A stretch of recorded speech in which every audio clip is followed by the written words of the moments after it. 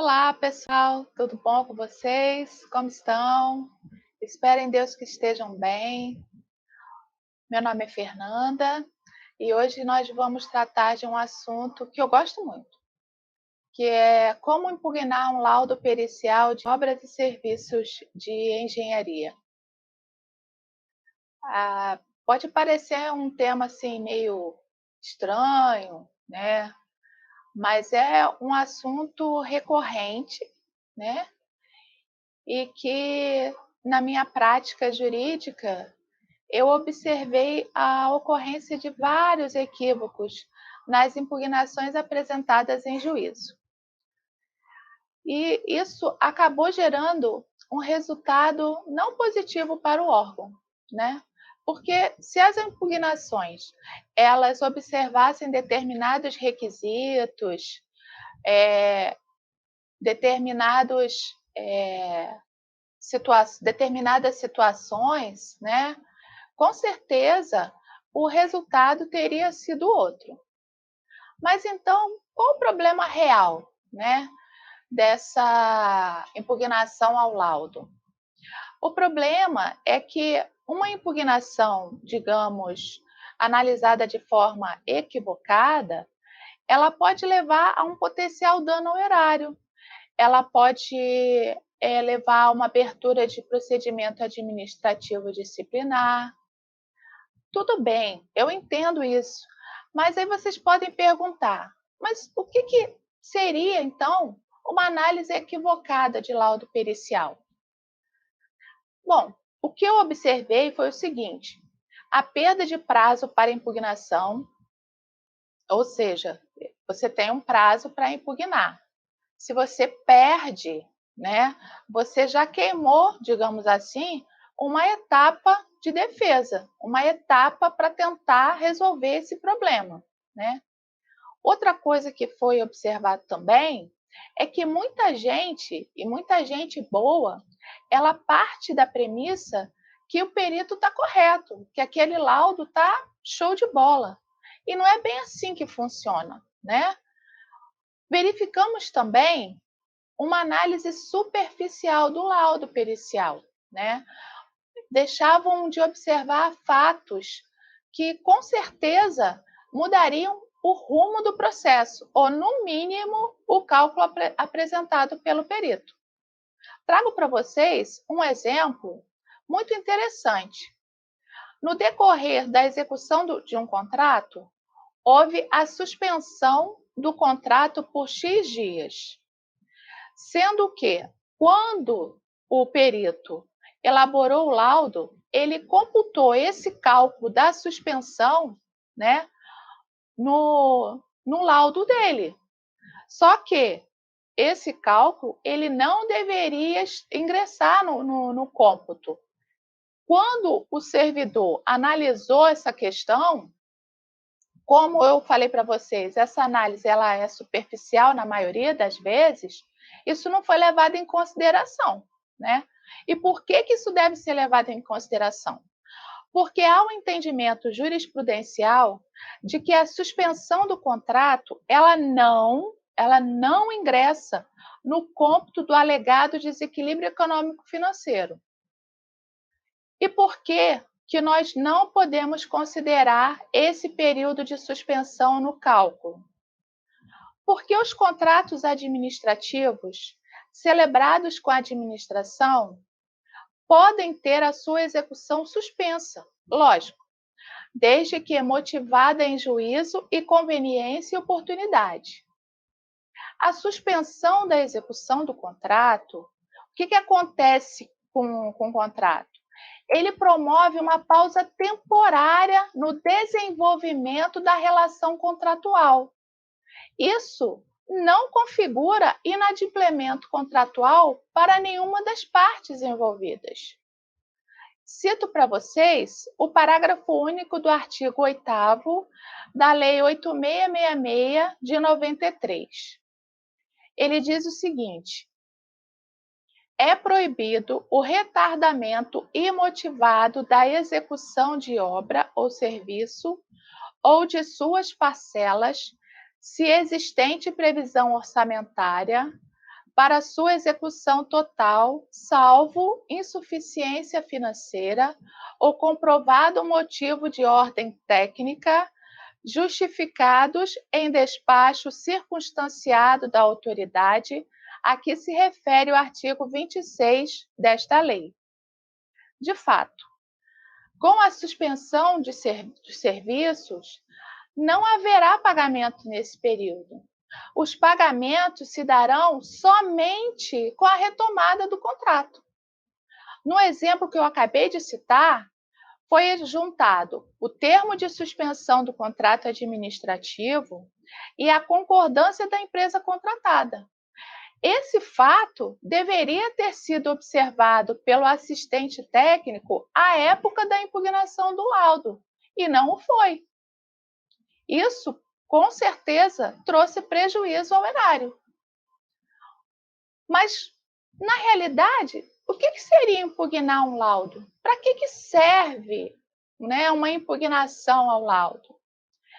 Ele serve para você contestar o resultado de uma perícia judicial. E por quê? Porque se trata de uma prova. E essa prova ela tem o objetivo de esclarecer fatos, aqueles fatos que foram alegados na petição inicial. Fatos esses que vão exigir um conhecimento técnico específico para a sua exata compreensão. Ou seja, o magistrado, apesar de ele não está limitado ao laudo pericial, mas ele vai ter o laudo, né, para a formação do seu livre convencimento. Por isso que é muito importante contestar o resultado de uma perícia. Beber um pouquinho d'água.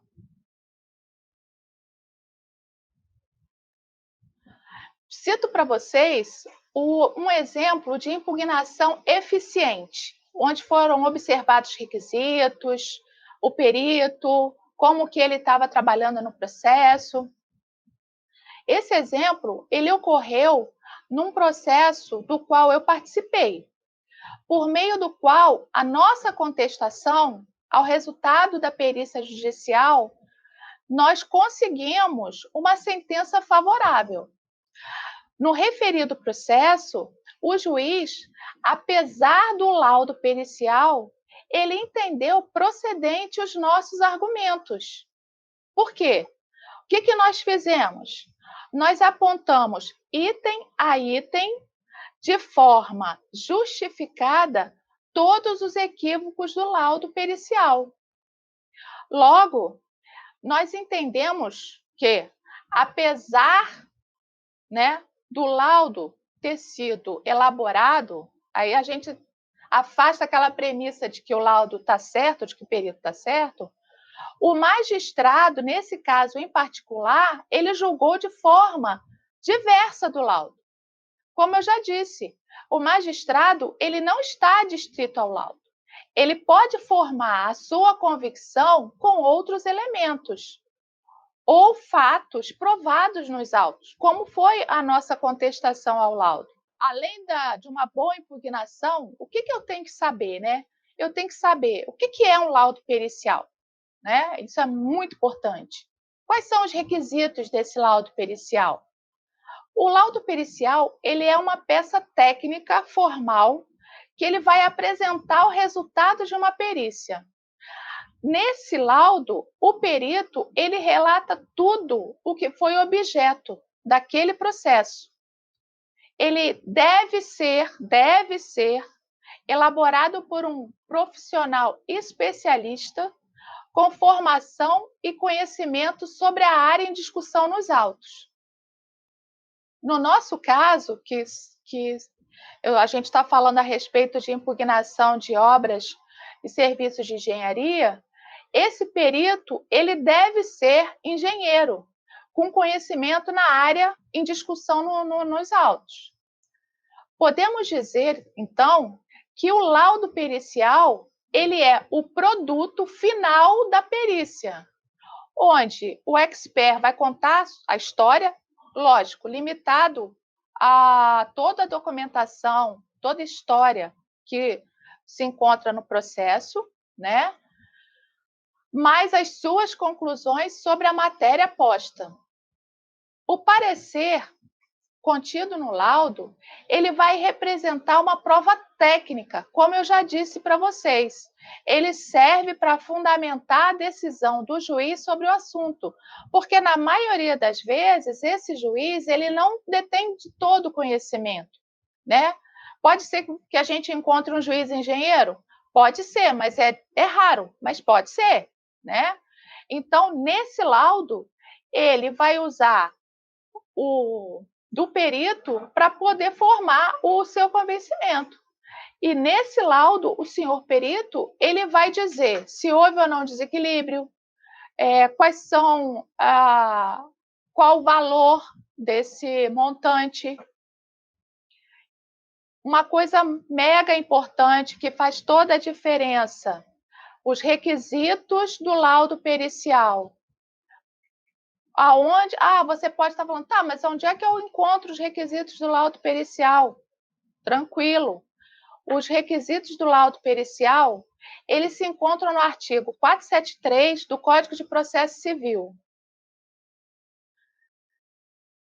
Vou falar para vocês os requisitos. Vamos lá. Análise técnica ou científica realizada pelo perito. Um requisito.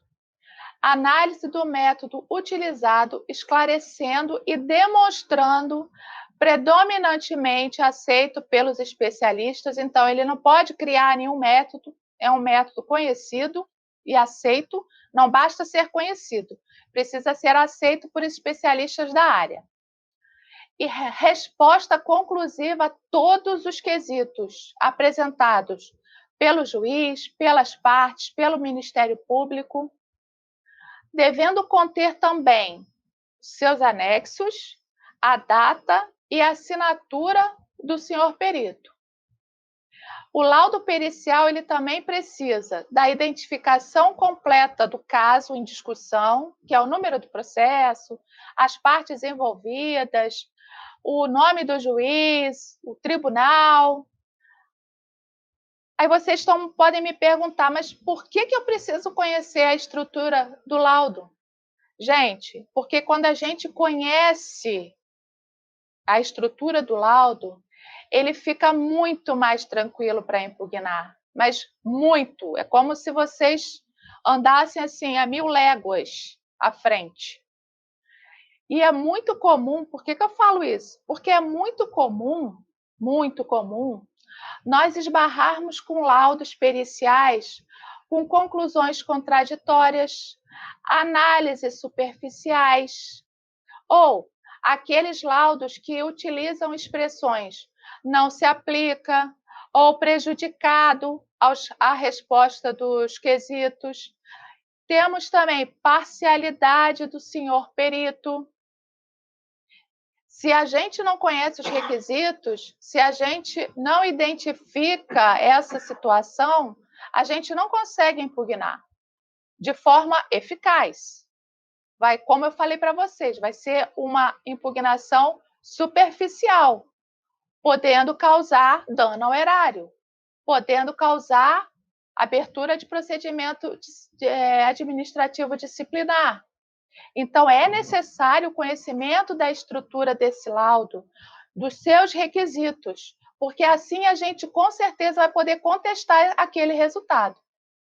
E vocês podem estar imaginando, mas essas situações, né, com conclusões contraditórias, análises superficiais, parcialidade do perito, necessidade do profissional ser habilitado, elas são situações apenas de livros doutrinários. Não, eu digo para vocês, de forma alguma. É possível verificar essas situações em casos concretos. Essas ocorrências, elas vira e mexe, acontecem no nosso dia a dia. Exemplo disso, eu trago para vocês alguns acórdãos para mostrar essa situação. Laudo contraditório, profissional inabilitado, profissional que não era especializado, Por exemplo, no TRT-6, um recurso ordinário, foi declarado a nulidade do laudo pericial. Por quê? Porque era um laudo pericial contraditório e insuficiente. Olha a necessidade de você conhecer bem a estrutura do laudo e os seus requisitos. Nesse caso concreto aqui, houve um quesito, se não me falha a memória, vários quesitos relativos à doença ocupacional, e o perito simplesmente respondeu de forma diversa. Como dizer, ele não encarou de frente o quesito, né? Por isso que ele foi declarado como preliminar nulo. Trago também um acórdão do TRF da 4ª Região, onde foi declarada a nulidade desse laudo por conta de ter sido elaborado por engenheiro civil, quando na realidade deveria ter sido elaborado por um engenheiro agrônomo com a ART, anotação de responsabilidade técnica. Então, vejam como é importante a necessidade de conhecermos bem os requisitos e a estrutura deste laudo. Temos outro acórdão aqui se não me falha a memória, da Turma Nacional de Uniformização dos Juizados Especiais, né, a conhecida TNU. Nesse acórdão, a turma recursal, ela anulou o acórdão, porque na sentença houve o indeferimento ao benefício. Aqui, esse caso, ele gira em torno do benefício de acidente de trabalho, do INSS. Então, houve a improcedência, né, do pedido, porém, a turma recursal, ela anulou, porque ela entendeu, ela acatou a preliminar, considerando o laudo omisso e contraditório. Olha que coisa impressionante. E a gente nem entrou no mérito, a gente só está falando das preliminares, dos requisitos. Vejam que coisa maravilhosa. Temos também um acórdão que eu trouxe para vocês do Tribunal de Relação de Coimbra. Muito interessante. Por que eu trouxe isso para vocês? Para mostrar que essa questão de você conhecer os requisitos, de você conhecer a estrutura do laudo, de você ter a consciência de que tem que ser elaborado por profissional especializado, isso não é só do Brasil.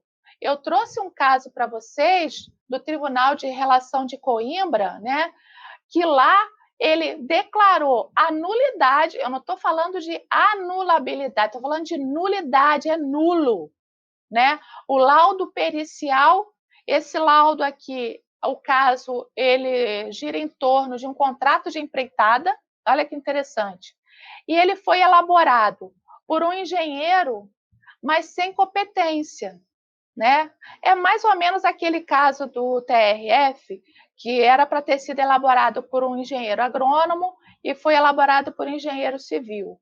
Aqui, o profissional, além de não ter a competência, ele também não tinha o registro. Lá em Portugal é Ordem dos Engenheiros. E aqui ele não tinha, para a gente, né, ele não tinha o registro no CREA. Então, vocês vejam que essa situação, ela não é uma situação só do Brasil. Essa verificação dos requisitos das pessoas que podem elaborar, né?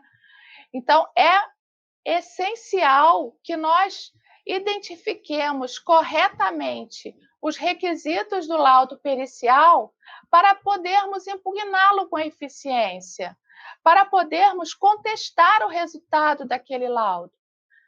Por quê? Porque dessa forma nós vamos demonstrar de forma cabal para o juiz os equívocos daquele laudo, requerendo a sua nulidade. Entende? Aí você me pergunta, tá, mas como é que eu faço isso então? Bom, No primeiro momento, primeira coisa, a gente vai verificar se aquele perito que foi nomeado pelo juízo, ele é habilitado. Por quê? Porque pode ocorrer, como eu citei nos exemplos, que você tem a nomeação de um perito e que, na realidade, ele não está habilitado para o assunto dos autos, né? Depois da gente verificar se esse perito ele é habilitado ou não, nós somos instados a nos manifestar a respeito do laudo. Aí vem, é nesse momento maravilhoso que as nossas células cinzentas começam um frenesi. Por quê? Porque elas vão analisar minuciosamente, detalhadamente aquele laudo. Para quê? Para contestar o resultado de forma eficaz. Lembrando que o tempo urge. Por que o tempo urge? Porque nós temos 15 dias para impugnar esse laudo. E nós não podemos jamais perder prazo. Lembram? Lá no começo do nosso vídeo, que eu falei que um dos motivos é a perda de prazo para impugnar. Então, nós não podemos impugnar, perder esse prazo para impugnar. Por quê? Porque nós vamos prejudicar o processo. Como eu já falei, responder a um processo administrativo disciplinar, isso não seria nada legal. Temos ainda que ter consciência de que o parecer técnico, o laudo, a gente tem que ter isso em mente. Ele pode cometer equívocos, por que não? Claro que pode. Né? Eu vejo muita gente boa falando que não, o perito está certo, e às vezes nem ler o laudo. Por favor, vamos ler com atenção, com cuidado. Para quê? Próximo passo: verificar se esse laudo foi omisso, se ele foi contraditório. Por exemplo, às vezes ele deixou de esclarecer algum quesito apresentado. E o que a gente faz? A gente pede para esclarecer. Por exemplo, eu fiz um quesito onde eu perguntei para o senhor perito se o contratado deu causa à prorrogação do contrato. E ele quedou-se inerte. Ele não respondeu. Ele tem que encarar o quesito. Ele tem que responder. Outra coisa, verificar se houve a parcialidade do perito. Por quê? Porque, gente, é comum, né? É comum a gente não falar nada da parcialidade dele e só vir a reclamar dessa parcialidade dele lá no final. Aí não adianta mais, porque já precluiu, já foi. Não deu mais, não dá mais tempo. Então, nós temos que observar, ficar atento, né?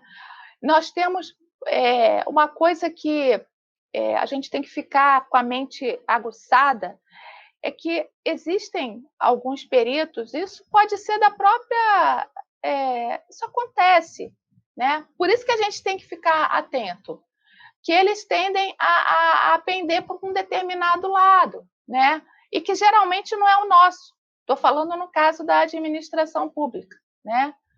Outra coisa que a gente deve verificar é se o cálculo está correto. Às vezes, a fundamentação está toda certa, ele respeitou tudo, a estrutura está ok, os requisitos estão ok, mas o cálculo está equivocado. Como eu expliquei para vocês, existe o caso da suspensão de contrato que ela não deve incidir no cálculo. Por quê? Porque se o contratado ele teve ciência dessa suspensão, ele concordou com essa suspensão ela não entra no cômputo do cálculo, né? Temos que analisar também toda a documentação, se ele analisou, temos que observar se ele levou em consideração tudo que foi juntado no processo, verificar se ele solicitou nova documentação. Por exemplo, diário de obras é mega importante e muita gente não dá a verdadeira importância ao diário de obra. As medições, os aditivos, processos administrativos sancionatórios em face do contratado, isso é mega importante.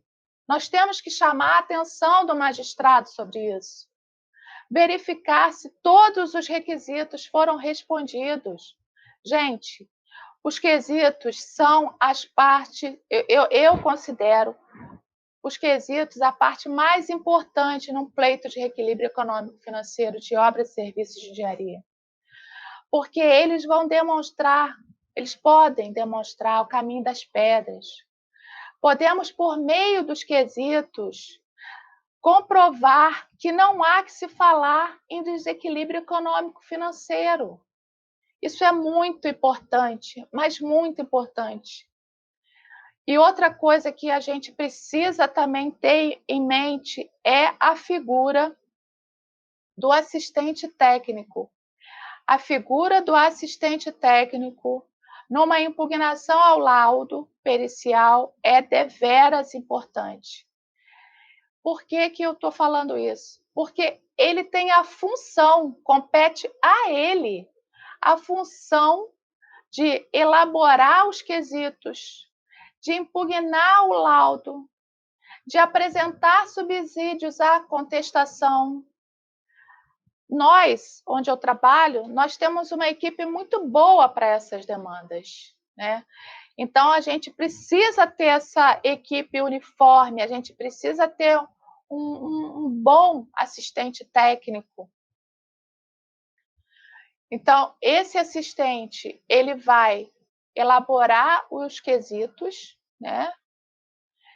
E o que ele tem que fazer? Por que é muito importante a figura do assistente? Porque ele tem a obrigação, é uma obrigação, de ler a inicial, né? Ler o pedido inicial, o que a parte está pedindo. Será que realmente tudo aquilo procede? Quando ele lê a petição inicial, ele já começa a elaborar os quesitos. Ele já tem uma ideia, porque ele é o assistente técnico, ele é conhecedor da obra, ele entende daquele métier. Então, quando ele vai elaborar os quesitos, ele elabora de uma forma que ele vai demonstrar que não houve desequilíbrio. Eu posso dizer, mal comparando, por isso que eu coloco entre aspas, que o assistente técnico ele vai funcionar como um advogado técnico. Por quê? Porque ele vai defender a parte que o contratou, né? No nosso caso aqui, ele vai defender o órgão para o qual ele desempenha suas funções. Portanto, gente, os quesitos, no caso de obras e serviços de engenharia, eles devem observar a técnica, né, e a legislação. Elas não podem elaborar só pensando na lei. Não, eu tenho que aliar a técnica, a boa técnica, eu tenho que aliar a situação daquele contrato e a legislação. Também não posso fazer nada fora da lei. As perguntas, porque os quesitos são perguntas, certo? As perguntas, elas devem ser norteadoras do futuro laudo técnico. Olha que coisa interessante. O assistente técnico, quando ele elabora os quesitos, ele já tem que pensar na contestação àquele laudo, né? Então, esses quesitos, eles devem criar condições necessárias para o estabelecimento da linha de contestação do laudo técnico. Muito legal isso, né? É o assistente técnico, gente, que com base na inicial, por isso que ele tem que conhecer o processo, ele vai ter uma ideia de como será o trabalho de argumentação, né? Porque ele vai apresentar os quesitos lá. Então, nós devemos elaborar os quesitos, nós, porque eu faço parte da assistência técnica, pensando já na impugnação ao laudo, pensando na contestação ao resultado daquele laudo, né? Uma coisa que poucos assistentes técnicos sabem é que no processo judicial, as partes elas podem apresentar também quesitos suplementares, sabiam? É verdade. E cabe ao assistente técnico o dever de alertar o advogado sobre isso, sobre a possibilidade de apresentar esses quesitos suplementares.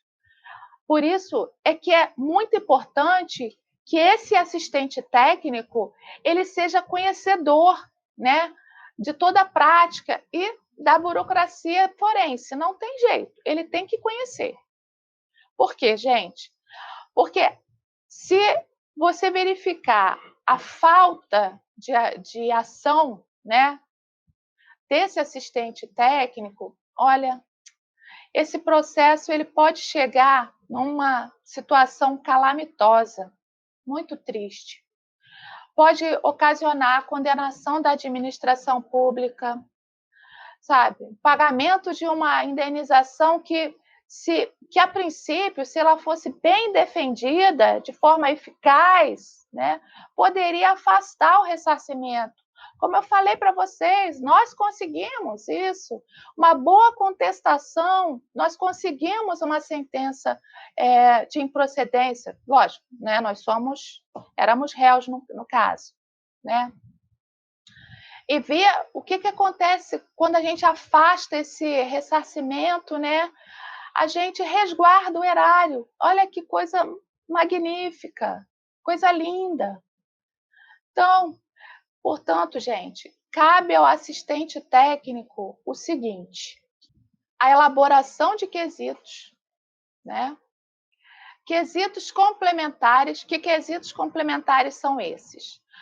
Os quesitos complementares, eles ocorrem quando o assistente técnico ele vai encontrar divergências naquele laudo.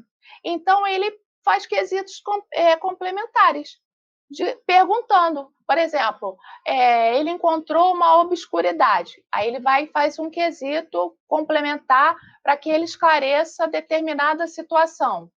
Às vezes, ele aponta uma falha que é, sabe, notória. Aí ele aponta, por meio de quesitos complementares, essa falha. Ele pode também apresentar quesitos suplementares. O que é isso? Eu já falei. Quesitos suplementares, ele é possível no momento que o perito pega o processo. Olha que legal. Olha, por isso que o assistente tem que ficar antenado. O perito pegou o processo, né? E ele vai observar. Ele observa o andamento do perito. Ele observa o que o perito está perguntando, a documentação que ele está perguntando, né? Assim, ele já consegue vislumbrar o caminho, né, daquele laudo que o perito está pensando. Nessa fase, ele pode apresentar quesitos suplementares. Por quê? Porque os quesitos suplementares ele tem que ser apresentado antes da emissão do laudo. Antes. Porque depois eu vou apresentar os quesitos complementares, né? Eu vou complementar, o nome já diz, né? É muito interessante isso. Aí o assistente técnico ele também tem que observar a metodologia utilizada, como eu falei para vocês. Se essa metodologia é uma metodologia arcaica, o assistente técnico, perdão, ele tem que impugnar, ele tem que contestar essa metodologia, né?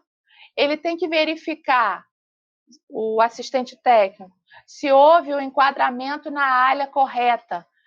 Ah, Fernanda, mas o que é alha mesmo? Nós tivemos um vídeo só falando de alha. Então, o assistente técnico ele vai ter que identificar de que alha o perito está falando. Se ele está falando da alha ordinária ou da extraordinária. Por quê? Porque, como nós já comentamos no vídeo anterior, se for alha ordinária, ele não tem direito ao reequilíbrio, não. Só lamento para a parte. Ele vai ter que verificar a identificação correta da espécie. Mas que espécie que você está falando? Volto. Nós tivemos um vídeo sobre isso. Nós temos a alha ordinária e a alha extraordinária, beleza? Na alha ordinária, eu vou ter o reajuste, o reajuste por índice e a repactuação.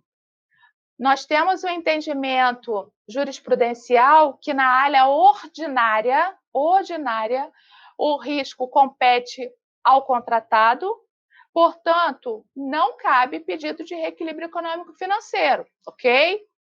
Na área extraordinária, nós temos a revisão ou recomposição, que ela vai se dividir em área extraordinária administrativa e área extraordinária econômica, né? Aí entra a imprevisibilidade, fato do príncipe, caso fortuito, força maior, né? Ele vai analisar também se houve a correta análise dos fatos ocorridos após a apresentação das propostas. Nós também já falamos sobre isso. Então, meus nobres, com base nessas informações todas, com certeza, mas com certeza, nós contestamos o resultado da perícia, né? Nós temos vários elementos para contestarmos bem essa perícia, né? Então, nós podemos pedir esclarecimentos sobre pontos divergentes, duvidosos nesse laudo. Mas, contudo, entretanto, se a matéria não ficar esclarecida, porque suponhamos, estou falando isso, suponhamos que o assistente técnico, diligente, cuidadoso, conhecedor de todos os requisitos, conhecedor da estrutura do laudo, apresente quesitos complementares, né? E ele não tenha a questão esclarecida. Aí sabe o que pode acontecer? O juiz, ele pode, de ofício, né, ou a gente pode pedir também, a realização de uma nova perícia, né? Agora, suponhamos que esse juiz, né, a gente não sabe por que cargas d'água, ele ignore completamente o nosso pedido, com base no laudo incompleto. Aí, meus amigos, sabe o que isso significa? Significa uma sentença nula, por falta de fundamentação. Por quê? Porque o laudo não é incompleto. Isso é cerceamento de defesa. Então, nós podemos, sim, com base no laudo incompleto, arguir a nulidade dessa, né? Arguir a nulidade dessa sentença. Olha que interessante. Então, uma impugnação eficiente, eficaz, show de bola, ela vai depender de conhecermos bem, a fundo, os requisitos que compõem o laudo pericial, o pedido inicial, que a parte apresenta lá, que a gente chama de petição inicial, uma boa quesitação, atenção aos movimentos do perito, isso é mega importante. Por quê? Porque dependendo do caminho que ele esteja traçando, apresentar o quê? Quesitos suplementares.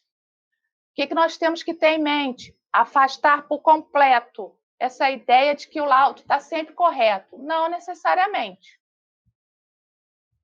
Não esquecer, é possível que o cálculo esteja equivocado. É possível até que o entendimento desse perito esteja na contramão do que consta no processo. Entende, pessoal? Dessa forma, considerando o passo a passo que a gente traçou hoje, né, vai ser possível, eu garanto para vocês que vai ser possível nós contestarmos o resultado de uma perícia judicial. Sabe por quê?